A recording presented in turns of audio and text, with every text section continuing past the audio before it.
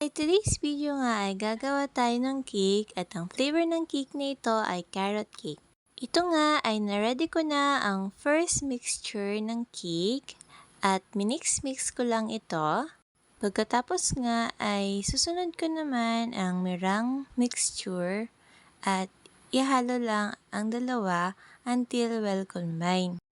Bata pa lang ako ay mahilig na talaga akong mag-bake, kaya pag nagbe-birthday ako ay ako talaga ang gumagawa ng sarili kong cake. Ko naman naisip na ito pala ang magiging business ko in the future.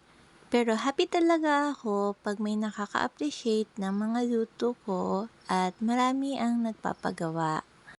Pagka-bake nga ng cake ay naready ko na ang cake board at nilagyan ito ng glucose syrup. Ito ay magsisilbing glue ng cake para hindi ito mahiwalay sa cake board niya.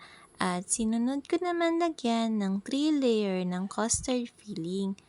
At pagkatapos nito ay nilagyan ko naman ito ng whipping cream frosting. Ang gamit ko pala dito ay whip it at nilagyan ko lang ito ng konting patak ng yellow food color. Gamit ang spatula ay pinapakinis ko na ito para malagyan at matapos na sa paggawa ng cake. Gumamit din ako ng isang utensil para magkaroon ng panibagong texture ang cake.